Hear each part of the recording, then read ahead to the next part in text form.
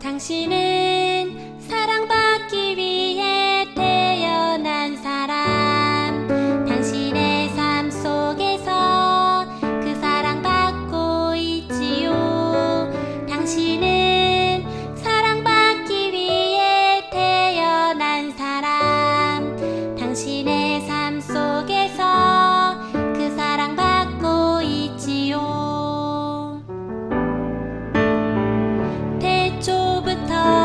시작된 하나님의 사랑은 우리의 만남을 통해 열매를 맺고, 당신이 이 세상에 존재함으로 인해 우리에겐 얼마나 큰 기쁨이 되는지. 당신은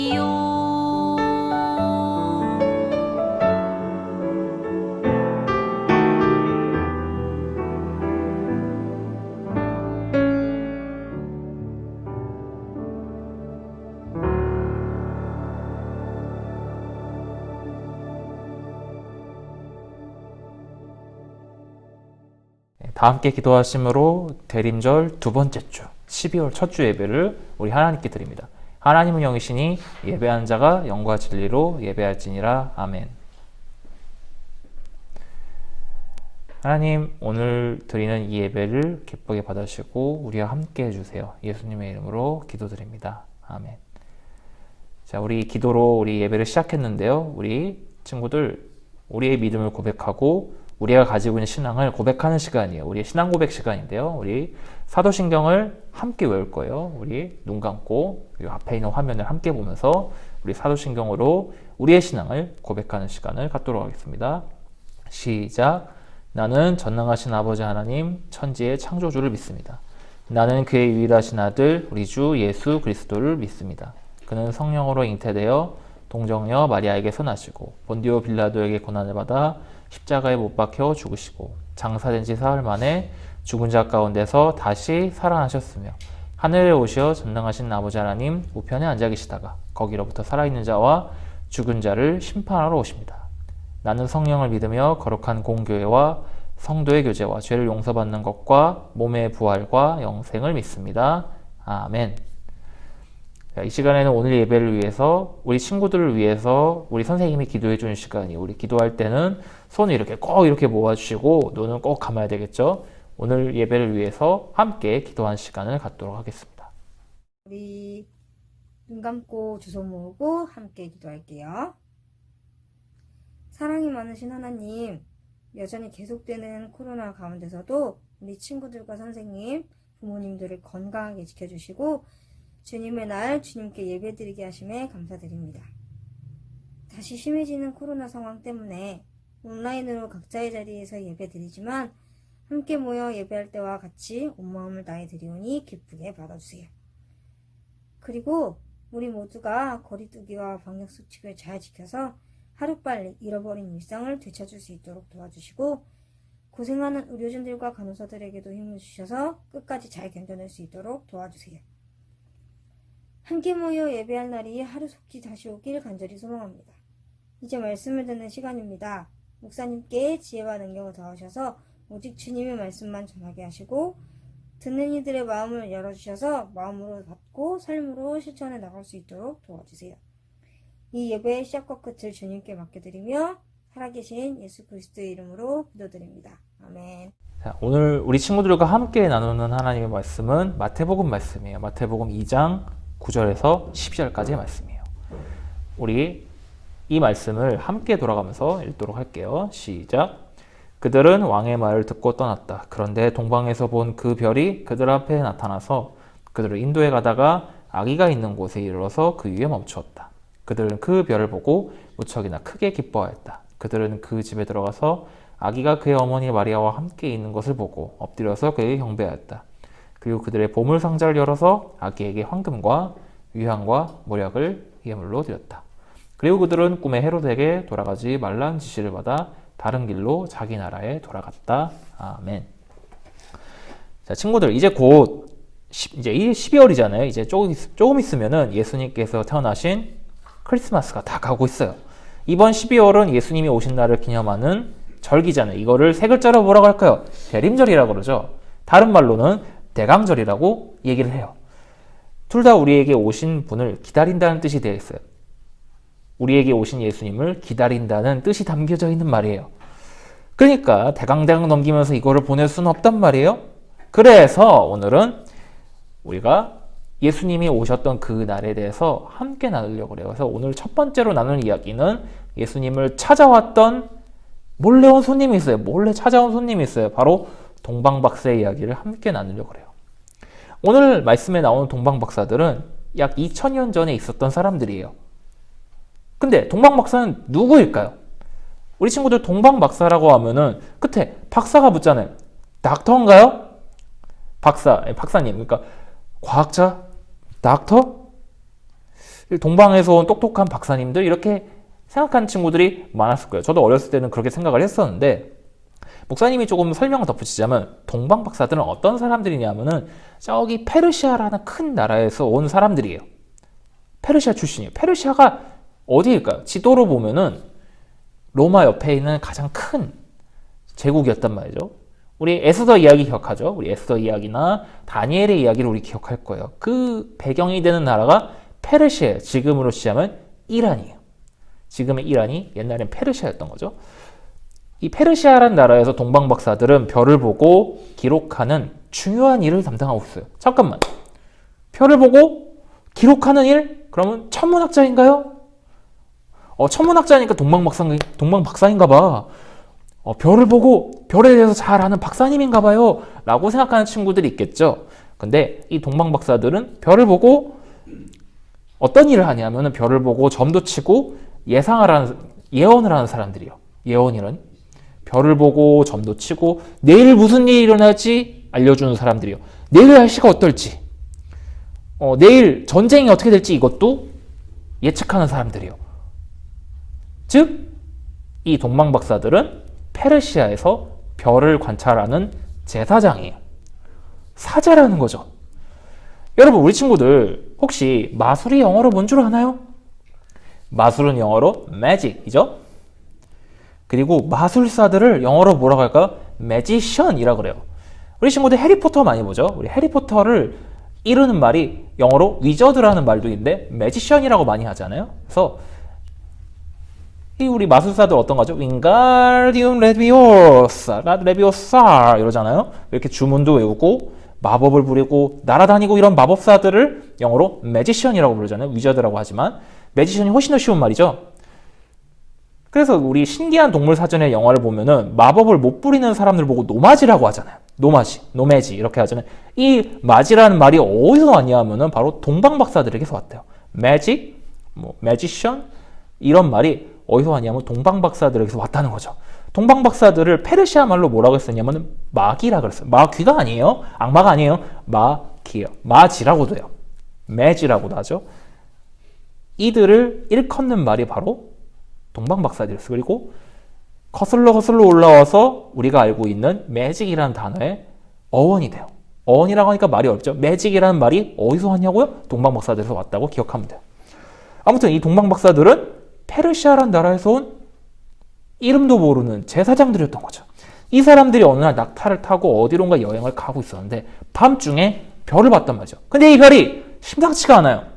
아, 신묘하다. 기묘하네. 신묘하네. 어이, 이거 한번 보러 가야지 해가지고 별이 있는 곳을 따라가다 보니까 이스라엘이라는 나라에 별이 이렇게 내려와 있네. 저 별이 심상치가 않아. 신묘한 별이야. 아무래도 이 이스라엘이라는 나라에 새로운 왕이 나타날 것 같아. 그래서 이 동방박사들이 예루살렘에 가서 헤롯이라는 왕을 찾아가요. 이때 당시에는 이스라엘에 헤롯이라는 왕이 다스리고 있었는데 이 헤롯이 그 말을 듣고 무슨 생각을 했었을지 생각해 볼 수 있나요? 자, 동방박사들이 찾아왔어요. 폐하, 아니 왜 왔어?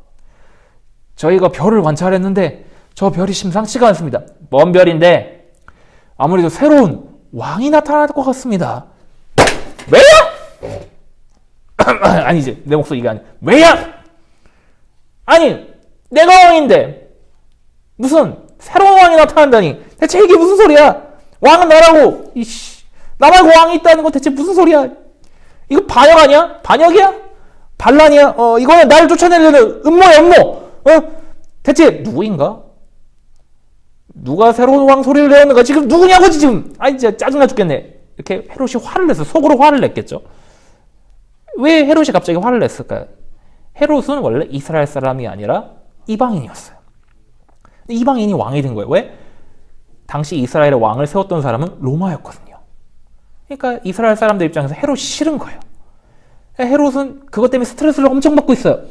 근데 갑자기 새로운 왕이 나타났는데 깜짝 놀라는 거죠. 그래서 헤롯이 서기관과 대제사장을 불러서 물어봤어요.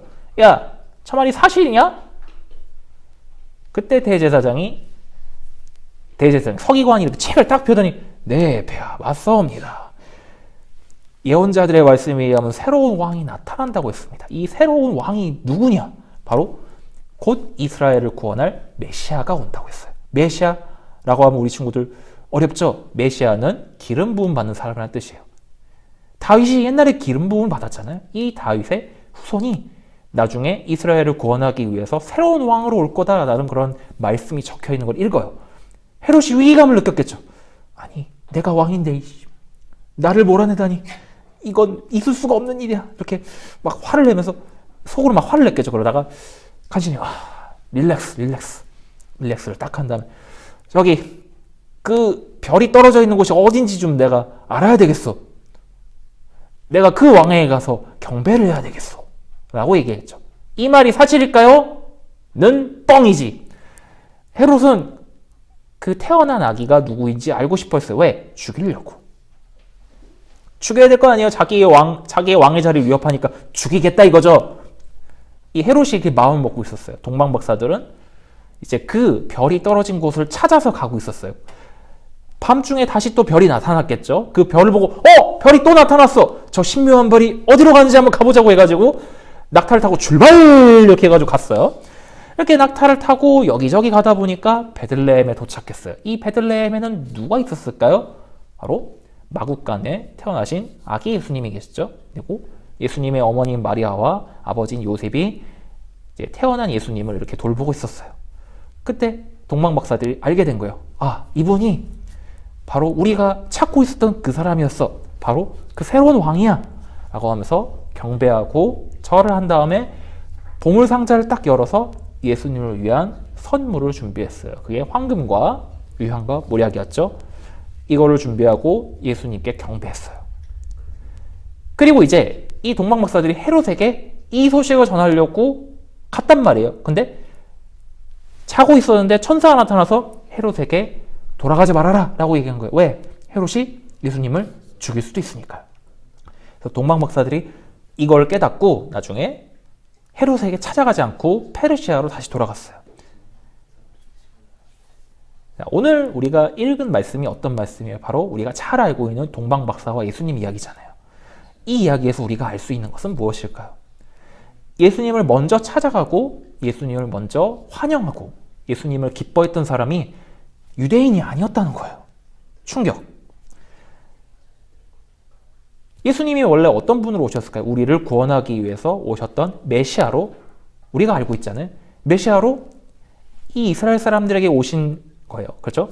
예수님이 이스라엘 사람들에게 메시아로서 오셨단 말이에요. 근데 이스라엘 사람들을 구원할 새로운 왕이라면 이스라엘 사람들이 무엇보다도 반겨줘야 되잖아요. 무엇보다도 그 말씀이 적혀 있는 성경을 읽고 있었던 제사장이나 서기관들이 예수님을 먼저 찾고 예수님을 먼저 알아야 되는데 예수님을 가장 먼저 찾아간 사람은 유대인이 아니라 이방인이요. 이 동방박사들은 어디 출신이라고 했죠? 아까 페르시아에서 온 제사장이라고 그랬잖아요. 이방인이에요. 더군다나 하나님을 전혀 모르는 사람들이에요. 하나님이 누군지, 하나님이 어떤 분인지 모르는 다른 신을 믿고 있었던 페르시아라는 나라의 제사장이 와서 하나님의 아들이신 예수님께 경배하고 우리를 위해서 오신 새로운 왕이군요 하면서 경배한 거예요. 이 말이 담고 있는 뜻은 무슨 뜻일까요? 왜 동방박사가 먼저 찾아왔을까요? 그거는 예수님이 유대인들을 위해서만 오신 것이 아니라 우리 모두를 위해서 오셨다는 것을 의미해요. 무엇보다도 예수님을 알지 못하고 하나님을 알지 못했던 사람들이 먼저 경배하고 찬양했다는 것은 우리를 위해서 구원하러 오신 예수님을 기뻐하고 예수님께 감사하는 것을 먼저 했다는 거예요. 그 말인즉슨 예수님이 유대인만 사랑하신 것이 아니라 전 세계에 있는 모든 사람들을 사랑하셔서 자신의 아들인 예수님을 이 땅에 보내셨다는 것을 의미해요. 그러니까 예수님이 오셨다는 것은 우리 모두를 위한 구원의 시작이었던 거죠. 그래서 동방박사 이야기는 굉장히 중요해요. 사실 선지자의 말씀도 예언자의 말씀도 그렇고 성경 말씀을 미리 알고 있던 사람도 예수님이 누군지 전혀 몰랐잖아요. 심지어는 예수님을 나중에 괴롭혔죠. 그런데 이 페르시아라는 나라에서 온 동방박사들은 세상을 친정으로 구원하실 예수님 먼저 알아보고 기뻐했어요. 굉장히 추운 밤이었단 말이에요. 사막이었으니까요. 근데 추운 사막의 그 밤을 헤쳐나가고 예수님을 찾아갔던 사람들이에요. 그래서 하나님은 동방박사들에게 예수님을 먼저 만날 수 있는 은혜를 주셨어요. 즉 예수님을 만나고 예수님을 통해서 구원을 받을 수 있는 은혜가 모두에게 전해졌다는 것을 의미해요. 그리고 그렇게 태어나신 예수님은 비록 이방인이어도 아주 낮고 천한 위치에 있는 사람들도 사랑하시고 그들을 구원하셨어요. 그리고 마침내 십자가에 달려서 우리 모두를 죄에서부터 구원하셨어요. 그 시작의 이야기가 바로 예수님이 태어나셨던 그 순간부터 우리는 시작된다는 것을 기억했으면 좋겠어요. 그렇다면 우리는 과연 예수님을 진정한 왕으로, 진정한 우리의 구원자로 생각하고 있나요? 우리도 역시 이스라엘 사람들의 입장에선 이방인이잖아요. 우리가 제사장들이나 서기관들처럼 하나님의 말씀을 깊이 읽지 못해요. 목사님도 열심히 공부하지만 아직 하나님의 말씀에 대한 뜻을 모르는 경우도 너무 많아요. 그럼에도 불구하고 예수님은 우리를 찾아오셨어요. 그리고 우리에게 예수님을 만나서 기뻐하고 찬양할 수 있는 그 은혜를 우리에게 주셨어요. 누구보다도 우리가 예수님의 오심을 진정으로 알고 기뻐하고 우리가 이렇게 찬양을 드리잖아요. 그래서 우리가 크리스마스 날 함께 모여서 예배드리고 이렇게 대림절을 함께 보내는 거죠. 우리가 대림절을 보내는 이유는 무엇일까요? 우리는 동방박사들의 이야기를 통해서 예수님이 우리에게 오신 이유를 기억하고 기뻐하고 감사하기 위해서 우리는 이 대림절의 예배를 드리는 거예요. 우리가 동방박사들의 이야기를 통해서 동방박사들이 예수님을 먼저 만나고 싶어하고 예수님을 먼저 만나서 기뻐하고 찬양했던 것처럼 우리 역시 우리의 죄를 구원하기 위해서 이 땅에 오셨던 예수님을 기억하고 그 구원을 감사하고 기뻐할 수 있는 친구들이 되었으면 좋겠어요. 그래서 우리가 보내는 이 대림절이 그냥 지나가는 예배가 아니라 그리고 우리가 앞으로 보낼 크리스마스가 그냥 쉬는 날이나 노는 날이 아니라 우리를 위해서 이 땅에 오신 예수님을 기뻐하고 함께 찬양할 수 있는 그런 놀라운 시간이 되었으면 좋겠어요. 그래서 오늘 예수님이 오신 이 날을, 이 순간을 늘 기억하고 함께 나눌 수 있는 그런 친구들이 되었으면 좋겠어요. 자, 기도하고 말씀을 마치도록 할게요. 하나님, 오늘은 동방박사의 이야기를 함께 나누면서 예수님을 먼저 맞이했던 그 사람들의 이야기를 우리가 알게 되었어요. 비록 하나님을 알지 못하는 저 멀리 이방에 있는 나라의 사람들이었지만 무엇보다도 예수님이 우리를 위하여 구원하러 오셨다는 것을 가장 먼저 깨닫고 예수님을 먼저 찾아와서 기뻐하고 예배를 드리게 되었어요. 우리가 동방박사의 이야기를 통해서 예수님께서 유대인들을 위해서 오신 것이 아니라 우리 모두를 위해서 오셨다는 것을, 그리고 우리를 죄로부터 구원하기 위해서 메시아로서 이 땅에 오셨다는 것을 우리가 기억하고 기뻐하고 감사할 수 있게 되었어요. 오늘 우리 함께 보내는 이 대림절을 하나님을 기뻐하고 감사하는 그런 예배로, 그리고 예수님의 오심을 축하하고 예수님을 기뻐하고 그 기쁨을 함께 나눌 수 있는 시간이 될 수 있기를 바라요. 우리가 늘 예수님께 감사하고 기뻐할 수 있는 친구들이 되게 해주세요. 예수님의 이름으로 기도드립니다. 아멘. 자, 이 시간에는 우리 친구들이 가진 귀한 예물을 드릴 시간이에요. 우리 봉헌하는 시간이에요. 우리 귀한 예물을 드립니다. 함께 찬양하면서 하나님께 우리의 예물을 드리는 시간을 갖도록 하겠습니다.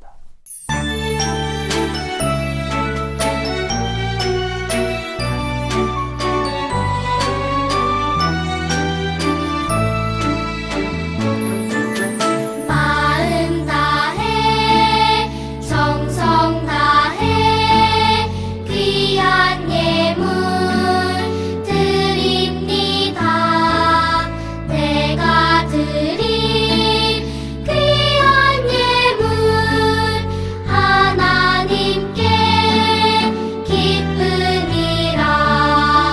주의 사랑이 필요한 곳에 향기롭게 전해지고 주의 이름이 필요한 곳에 아름답게 전해지는 마음 다해 정성 다해 귀한 예물 드립니다.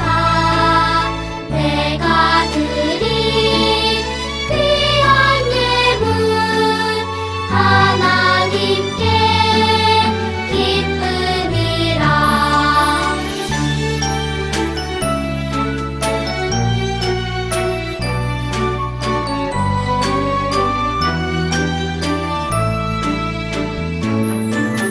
마음 다해 정성 다해 귀한 예물 드립니다. 내가 드린 귀한 예물 하나님께 기쁨이라.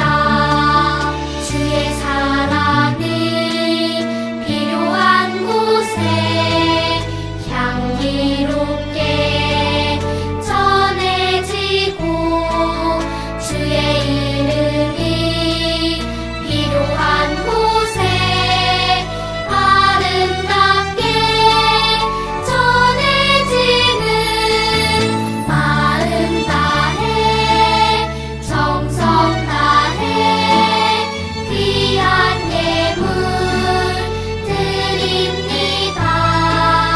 내가 드린 귀한 예물 하나님께 기쁨이라. 하나님께 기쁨이라.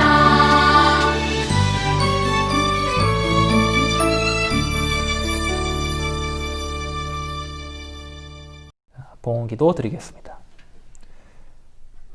하나님, 우리 2020년이 이제 마지막을 앞두고 있습니다.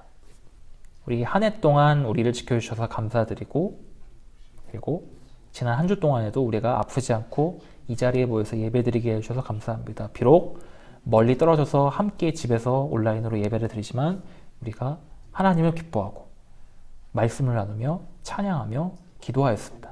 우리가 드리는 이 작은 예물들 부족하지만 하나님, 우리의 예물을 받아주시고 우리가 다시 모여서 만난 이 시간까지 하나님 우리와 함께 해주시고 우리를 지켜주세요. 예수님의 이름으로 기도드립니다. 아멘. 자, 이 시간의 마지막으로 우리 친구들에게 기도가 하나 있죠. 바로 주님께서 우리에게 가르쳐 주신 기도. 우리 주기도문을 함께 노래하면서 목사님 축도로 예배를 마치도록 하겠습니다.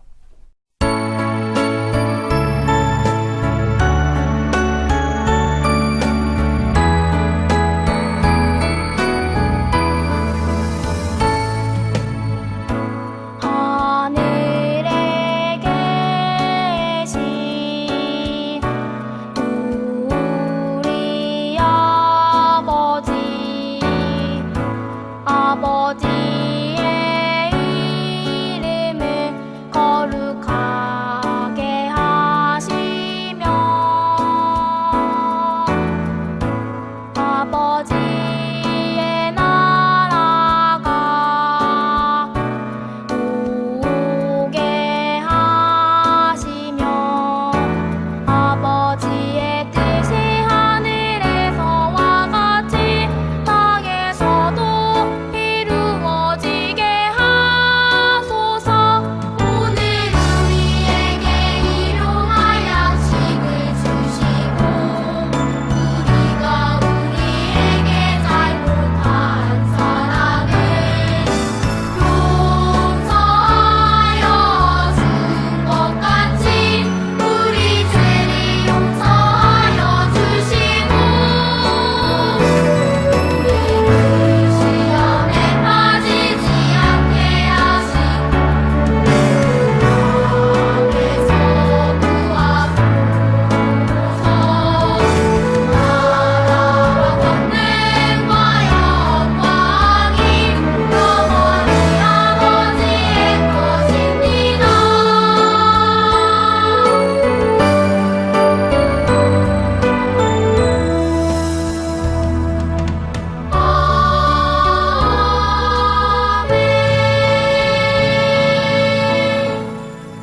축도하겠습니다. 축도도 기도예요. 우리 친구들 잊으면 안 되겠죠? 이제는 우리를 사랑하시고 우리를 이끌어오시는 하나님 아버지의 은혜와 우리를 위해 이 땅에 오신 예수 그리스도의 사랑과 우리를 지혜로 가르치시는 성령 하나님의 인도하심이 예수님이 이 땅에 오셨던 그 이유 그리고 예수님이 그 땅에 오셨던 그 순간을 함께 기억하고 가장 먼저 기뻐하고 그리고 그 기쁨을 아직 알지 못하는 많은 사람들에게 나눠주겠다고 다짐하며 돌아가는 사랑하는 우리 신촌교회 어린이부 친구들과 우리 학부모님들 그리고 우리 선생님들 그리고 우리 모두에게 지금부터 여기까지 함께 하시길 간절히 축원합니다. 아멘.